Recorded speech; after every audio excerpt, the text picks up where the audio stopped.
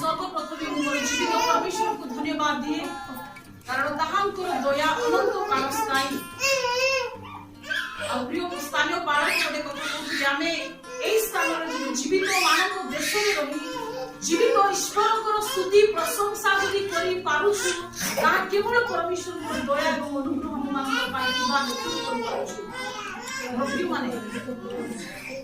गर्भवती स्त्री जेतेबेले गर्भ धारण करूची बोले पुत्र की कन्या से जाने ना से केवल जानी 8 कि 9 मास होला पर मते प्रसव करबा पड़िबो किंतु से कदापि जाने ना तार प्रसव वेदना केते बेले आरंभ होइबो आज ठीक सेही प्रकार परमेश्वर हम मान को कोन को बोलछंती ताहांकर दिन चोर पुरी आसीबा को जाउची प्रसव वेदनाकारी से जो जे कदापि जानि नाय तार संतान से केते बेले धरा प्रश्न को आसीबो मात्र से जानिछि ताको प्रसव वेदना पड़िबो तार जीवन रे घटिबा को पड़िबो आज हम समस्त परमेश्वर गोटे विषय को जानबा इच्छा करू आमे ख्रिस्टियन केते वर्षरु 10 वर्ष हेलानी ना 2 वर्ष चालुछि ना 2 मास चालुछि ना 2 दिन चालुछि ना आउरी हमर स्थिति टिके बेसी दिन होइछि आज हम मानकर जीवन रे परमेश्वर गोटे विषय को जानबा इच्छा करंती परमेश्वर को केतना दान विषय हमने वाक्य मध्य जानिछु आई नो ना दान हो टिके धीरे कर बढ़िया लगे मैं आउ जोड़े सुनलो सुविधा टिके जीवन जानिछु दया करी अनुरोध करे उच्च आवाज रे बोलते केतना दान परमेश्वर को दान नोटा दान आमी जेते जोड़ बसिछु परमेश्वर हम मान को केतना लाख दान दैछंती गर्भर सहकार में कोई करबा कि गोटे रे दान परमेश्वर को निकट प्राप्त होइछि बोली नाही कोन भाई जानथि केवल हम मानकर दुर्बलता अवहेलितता आज परमेश्वर आपण मानकर सम्मुख रे बोले सुपरिचित वाक्य रखिबा पाई इच्छा करथि कारण आपण मानकर समस्तकर जीवन पाए से गोटे मात्र पुत्रकर जीवन निज रक्त रे आपण मानकर समस्तकर मोर प्राण से किनी छथि बुली बुली के माने जम पाखरे किछि आत्मिक अभिवृद्धि नै पारुना हम मानकर भीतर परमेश्वरकर कोनोसी प्रकार देखिबा आशीर्वाद हमें हमनकर जीवन उपयोग करि पारुना हमनकर जीवन रे लगाई पारुना केउठी हमनकर भीतर टिके दुर्बलता होई पड़छि गीत संहिता 19:12 को प्रकाश करे गीत संहिता 19:12 को प्रकाश करे अपना भ्रांति सब किए पूछि पारे हालेलुया हालेलुया जिरिमिया तररो नमो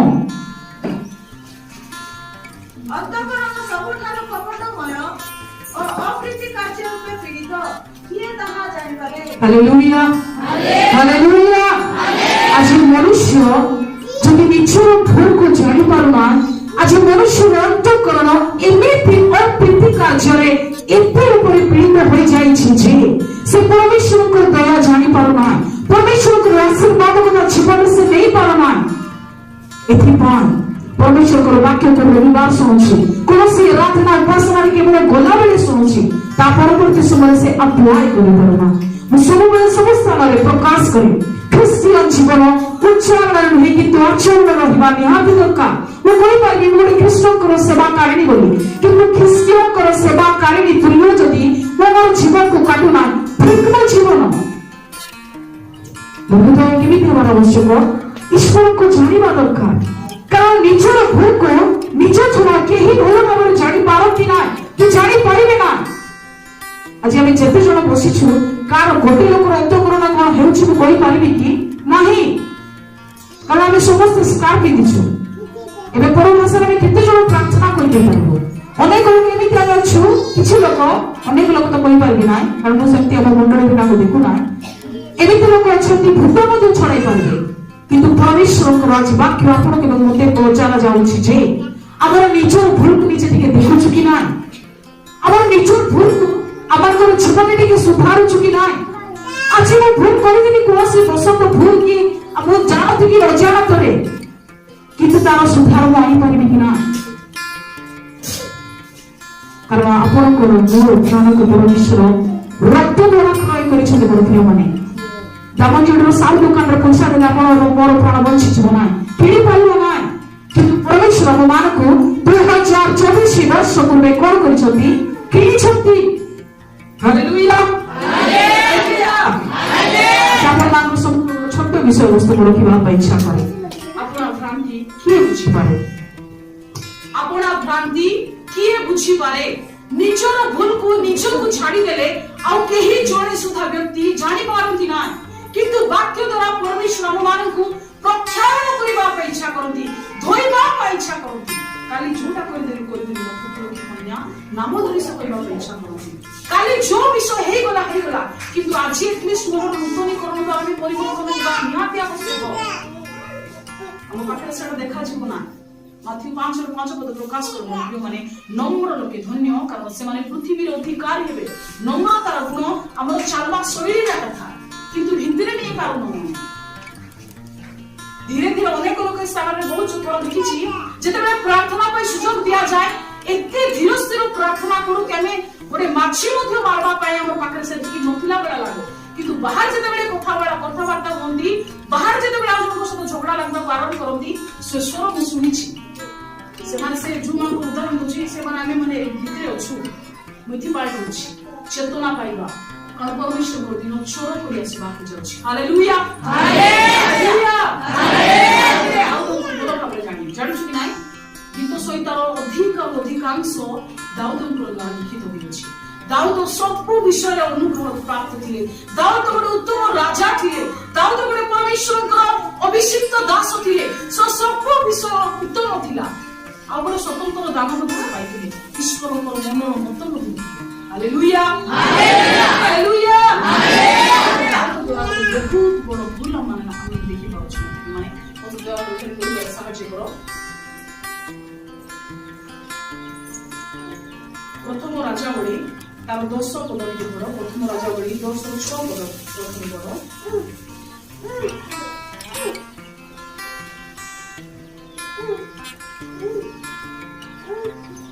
तो से राजा को कहिला मु अपना देश रे थाई आपण को कार्य आपण को ज्ञान विषय रे जो संवाद पाइथिली ताहा सत्य द्वितीय सामुएल तार 12 पद 13 पद लिखि पढ़ो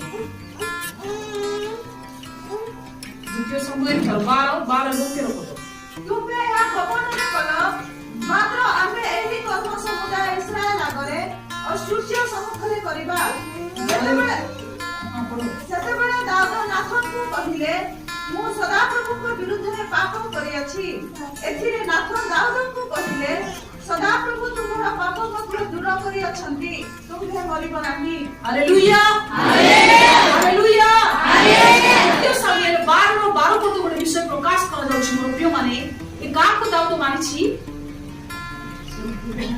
हित्योरियत्र स्त्री को कोन गला जेतेबे बेविचार को से कोन करूची अपनाउची काको मारिबा पाई प्रस्तुत करूची तार स्वामी को चिंता करतो बर्तमान अम्मानकर जीवन रे बेले बेले कोन भाबुछु आमे बेविचार केवल गोटे स्वामी और स्त्री को बेविचार करे ताहा बेविचार बोली भाबु किंतु परमेश्वर को वाक्य कहे जे परमेश्वर को वाक्य विरुद्ध होले चले से कोन करे ईश्वर को विरुद्ध रे पाप करे जे परमेश्वर को वाक्य को जाने सुधा परमेश्वर को निकट जे अवहेलित जीवन काटे से परमेश्वर को वाक्य विरुद्ध रे निज जीवन को करे पाप को निज भीतर से रखे किंतु दाऊद जेतेबेले नाथन को कोन कहला मोर माने से सब विषय कोन करछि प्रकाशमान तार जीवन रे जति की घटना घटिथिला नाथन भविष्य वक्ता जेतेबेले दाऊदकर सम्मुख रे प्रकाश कले से कोन होछि तार जीवन रे क्षमा मांगबार आत्मा आसुछि ता जीवन रे सरेंडर मु समर्पित हेछि भी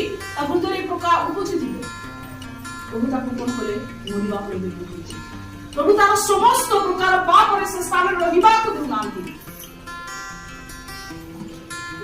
प्रभु अनुग्रह कले आज प्रभु मान को बोलछे अमान को भीतर अनेक प्रकार पाप हम जानिछु मु कहि पाइबि ना अपन मान को पाप को किंतु आपण माने निजे निजर भलो से जानि छथि किंतु कोन होछि हमर स्वीकार करिबाटा बहुत समय गिनी जाउछु परमेश्वर आपण को मते कहउछथि निजर भ्रांति को निज छोड़ा केही देखि पाइबो ना आज के ठीक हेबा को चेष्टा करबा हालेलुया हालेलुया हालेलुया सर रानी गोटे हम समस्त भलो भाबरे जानि छु जेतबेले प्रथमे पढु ପ୍ରଥମ ରାଜା ବୋଲି ତାର 10:6 ଯେତେବେଳେ 10 ପଦ ଦେଖୁଛୁ ମୋର ପ୍ରିୟମାନେ, ଶିବା ଦେଶର ଗୋଟେ ରାଣୀ ଥିଲା।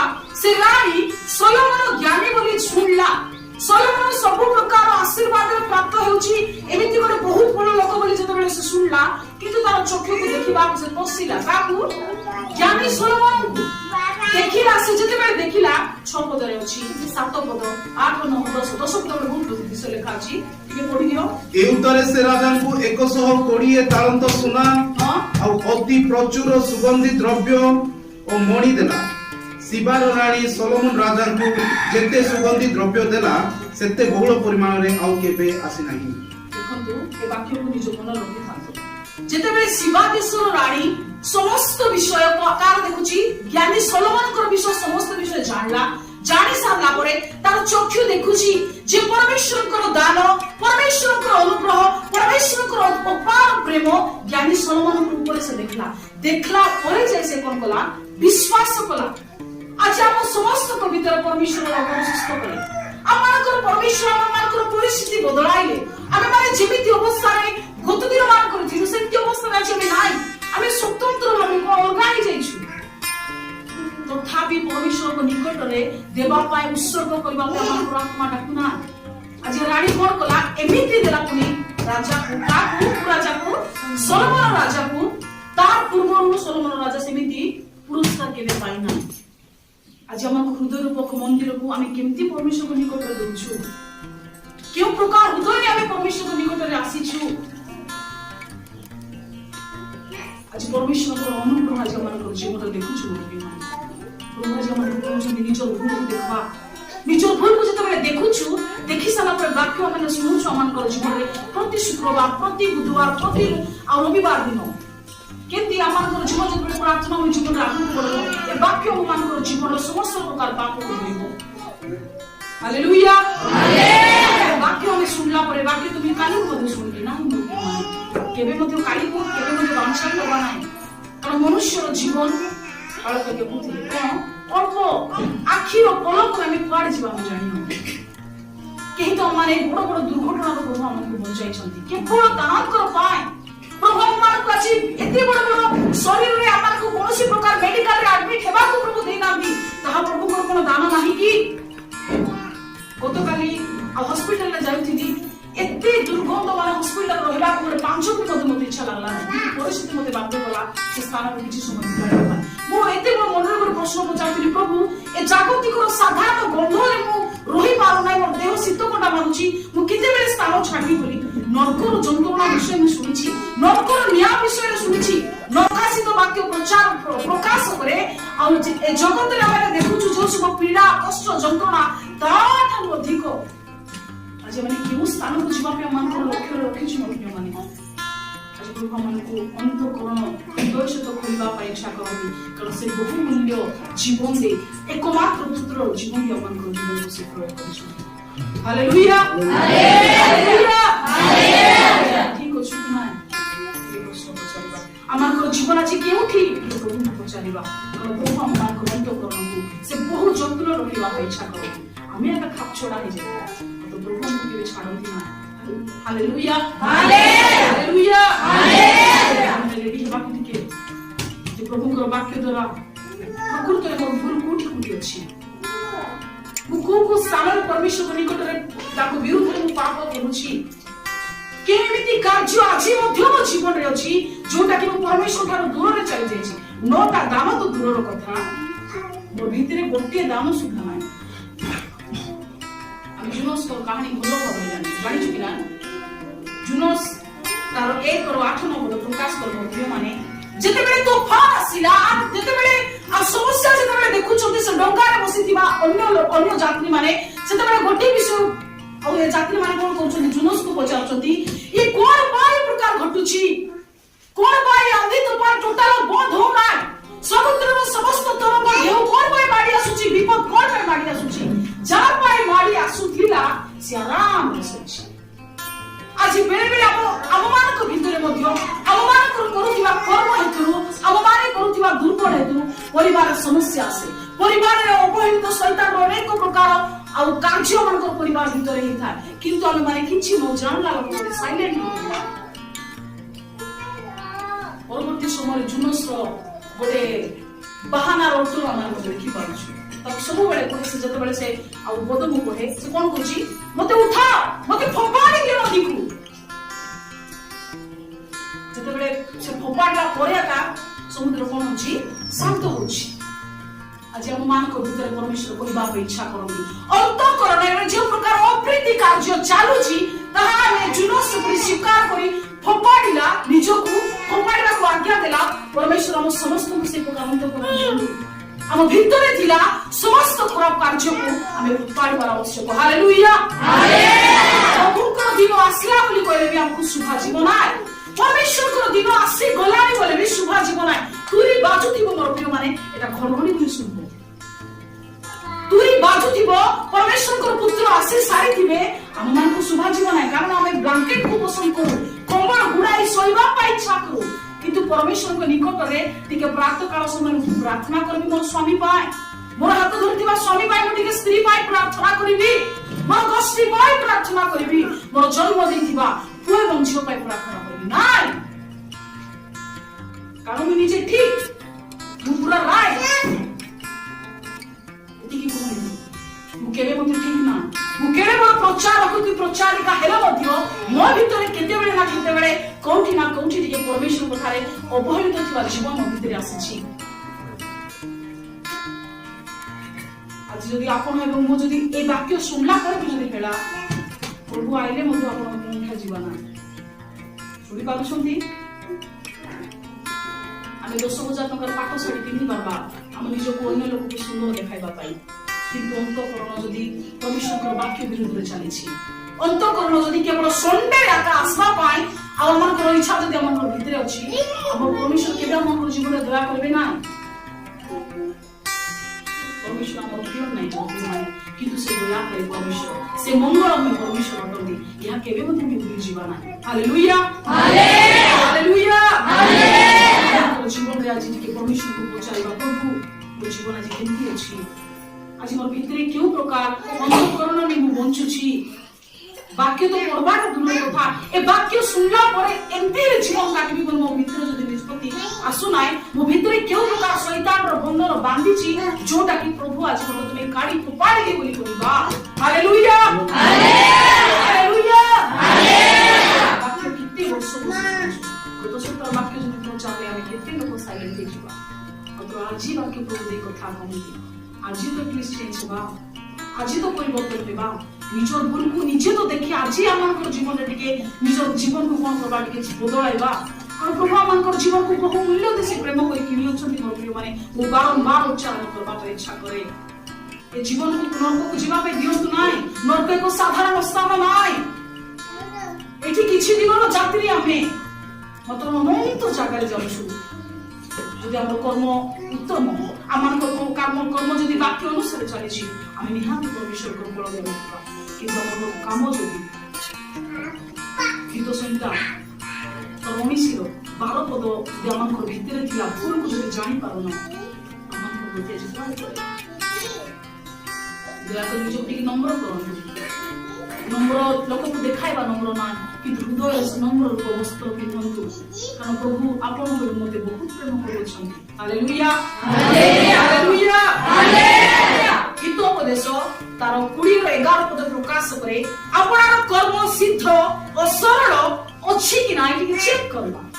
ଆମର ନିଜର କାମ ଠିକ ଅଛି କି ନାହିଁ ଟିକେ ଚେକ୍ କରିବା। ଦେଖନ୍ତୁ, ଏବେ ଯଦି ମୋ ଛୁଆ ଛୋଟ, ଏବେ ଟିକେ ତାକୁ ବଡ଼ ଛୁଆ ଯଦି ଛୁଆକୁ ଯଦି ମୁଁ କହିବି, ସେ ଜାଣିଛି କଣ ଭୁଲ କି ଠିକ, ମାତ୍ର ସେ ତା ଭିତରେ ଥିଲା ଉତ୍ତମ ଆତ୍ମା ଆମର ବଡ଼ ଲୋକ ପାଖରେ ନାହିଁ। କାରଣ ପରମେଶ୍ୱର ବାକ୍ୟ କାମ ବେଳେ ବେଳେ ଆମମାନଙ୍କର କାମ ଅବିବେକୀ ତୁଲ୍ୟ କରୁଛୁ, ଯୋଉଟା ବିବେକ ମଧ୍ୟ କରବା ନାହିଁ ସେମିତି କାର୍ଯ୍ୟ କରୁଛୁ। ସାନ ପିଲାକୁ କର ନାହିଁ ବୋଲି ସେ କର୍ମ ନାହିଁ, ମାତ୍ର ବଡ଼ ଲୋକ କର ନାହିଁ ବୋଲି ସେ ବାରମ୍ବାର ପୁନରାବୃତ୍ତି କରନ୍ତି। ଆଜି ପ୍ରଭୁ ଆମକୁ ବୁଝେଇବା ପାଇଁ ଇଚ୍ଛା କରନ୍ତି, ଆମର ଅନ୍ତଃକରଣକୁ ଶୁଦ୍ଧ ଏବଂ ପବିତ୍ର କରିବା ପାଇଁ ଇଚ୍ଛା କରନ୍ତି। କାରଣ ସେ ପବିତ୍ର ପରମେଶ୍ୱର ବିନା ପବିତ୍ର ଜୀବନ କାଟିବା ଲୋକଙ୍କୁ ସେ ସମ୍ମୁଖରେ କେବେ ହେବେ ନା। ଆମେ ଭାବୁଛୁ ଆମେ ବଞ୍ଚୁଛୁ ଚାଲୁଛୁ ବଢିଆ ଅଛି, ଆମର ଫାଇନାନ୍ସିଆଲି ଆମର ଅର୍ଥନୈତିକ ସବୁ ବିଷୟ ଡେଭଲପ ହେଲାଣି, ଆମର ଘରେ କେତେ ବଢିଆ ସବୁ ବିଷୟ ଆମେ ଟାପ ଏବେ ଆଗରେ ମୁଣ୍ଡରେ କଣ କରୁଥିଲୁ, ନଦୀରୁ ପାଣି ଆଣୁଥିଲୁ, ଏବେ କଷ୍ଟ କରିବାକୁ ପଡୁନାହିଁ, ଘରେ ପାଣି ମୁଡୁ ମୁଡୁ ଆମର ଘରେ ପାଣି ଆସୁଛି, ସେଟା ଆଶୀର୍ବାଦ ନାହିଁ।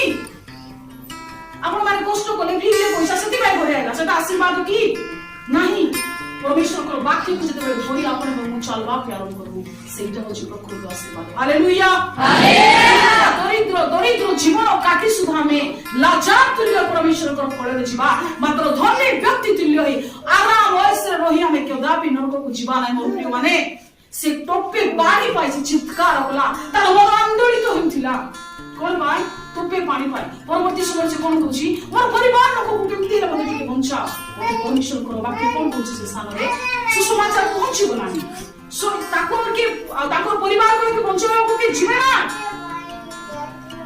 आज आपण मान को समस्त काम मान को परमेश्वर ठीक से व्यवहार करबा इच्छा करू वाक्य को पहुंचुची केबे पहुंचु ना सब दिन केटुची मात्र आमी आका परमेश्वर को निकटवर्ती के काम आयो से दुख लोक माने माने कारण परमेश्वर आम मान केते मूल्य दे प्रेम करबा इच्छा करती गीत सहिता तार 98 मते प्रकाश करे तुम आम मान करो अपराध सम्मुख रे आम मान करो गुप्त पाप आपण मुखर दीप्ति रे रखियो छथि परमेश्वर कोन करिसथि हमर गुप्त बोले जुगा चक्षु जेबे देखिना कर्ण जेबे सुनिना ए प्रकार अनेक कार्य मते हम मान को विराम करिसु जुटा कि गुप्त सिक्रेट गुप्त पाप आमान को भीतर आमे करिछु किंतु सेडा कोन अछि पुनी कोन अछि प्रकाश करे सदा प्रभुଙ୍କର मुख दीप्ति माने सदा प्रभु मुखर सेटा आमान जदि एबे पचारि परबा प्रभु मोर पाप को मते टिके देखा प्रभु मोर अपराध मोर करितिबा भूल को टिके देखा मु का विरुद्ध रे काम करिछि मु बाहर मोर स्वामी को बहुत सम्मान दे मात्र भीतर केंति हमर कथा बात सका दुई को जोड़ा के जानि ना मु मोर सासु को बाहर बढ़िया प्रेम करबार एक्टिंग काढुछि मु मात्र भितरे मोर सासु को केंति करूछि सेटा मु आरि मोर सासु को जानि छी देखि पाइ करूछि ठीक सजा केबा हालेलुया हालेलुया तो करोना का धोइया में स्वर्ग को जाउछु मात्र अंतःकरण रे कादू मोय जदि जीवन थिबो से भितरे कदापि परमेश्वर वासस्थान हेबो ना हमें जानिछु अमन को हृदय ईश्वर को घरबे मंदिर अटे मंदिर जदि ए जगतर समस्त कुकरा कार्य पापरे पीड़ित जीवन जदि थिबा